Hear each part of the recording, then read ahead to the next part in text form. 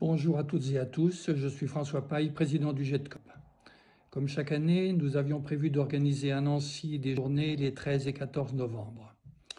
Partant du patient, ces journées sont consacrées aux lombalgies chroniques, problème particulièrement fréquent s'il en est, et à la place d'un certain nombre de thérapies complémentaires dans leur prise en charge.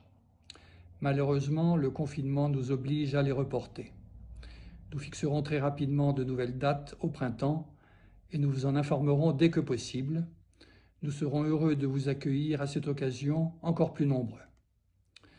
Je voudrais remercier toutes celles et ceux qui ont déjà participé à l'organisation de ces journées, avec une mention particulière à Bernard Perrault, qui nous a concocté un programme scientifique et pratique particulièrement attractif. Nous réfléchissons en attendant à d'autres moyens de rester en contact et de continuer à échanger. En attendant, portez-vous bien. À bientôt. Au revoir.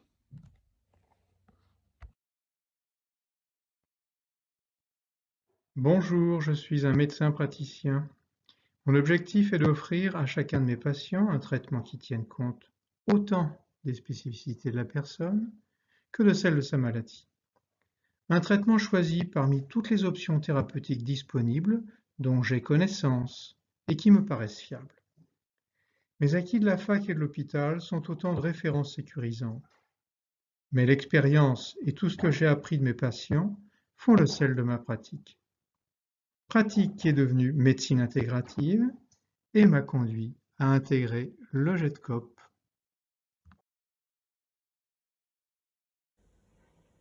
Nous avons élaboré un congrès prometteur centré sur les lombalgies chroniques et leur traitement manuel. Et puis voilà, à l'entrée de la dernière ligne droite, le confinement nous a privés de congrès. Le gâteau était prêt à sortir du four pour être partagé les 13 et 14 novembre. Alors nous avons décidé de vous proposer un programme dégustation en attendant des jours meilleurs.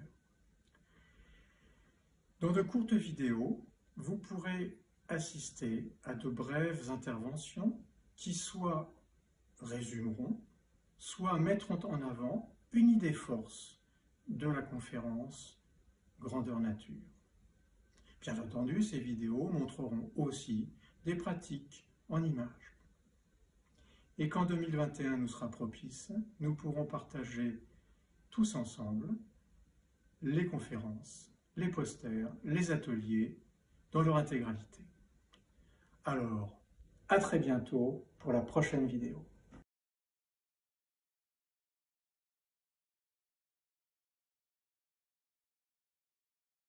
Le GEDCOP a deux géniteurs. D'une part, le CREG, Club de réflexion des cabinets de groupe de gastroentérologie, qui a été créé il y a une quarantaine d'années pour optimiser l'activité des gastroentérologues libéraux et bien défendre leur place dans le concert de la gastroentérologie en France.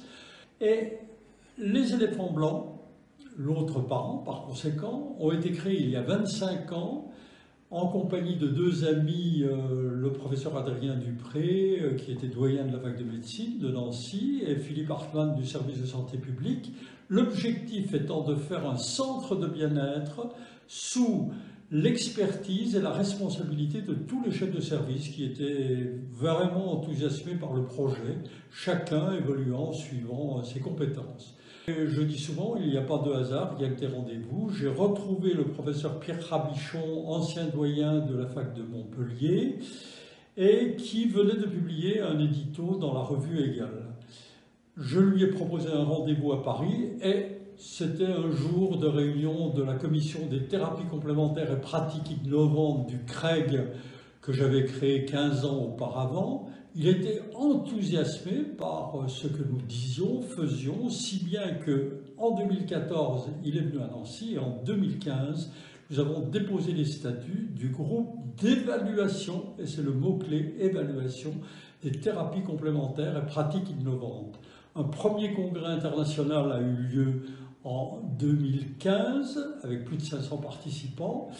Et ensuite, nous avons fait des journées monothématiques, l'une en 2016 sur la réflexologie, une autre l'an dernier sur les troubles du sommeil, et s'il n'y avait pas eu Covid-19, devrait avoir lieu ces jours-ci la troisième sur les lombalgies chroniques et les thérapies manuelles.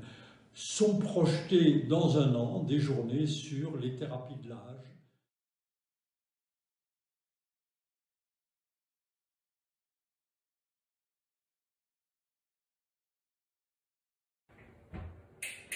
Bonjour, je me présente, Sylvie Bouchard, je suis patiente experte en lombalgie chronique au centre médico-chirurgical des Massues à Lyon 5 et je suis présidente de mon association Lombalgie Tubus-Souris. Cette période très compliquée du confinement, le meilleur traitement pour la lombalgie chronique, c'est le mouvement. Donc allez Sylvie, c'est parti, tu vas pédaler pendant 1 heure. Allez, c'est parti.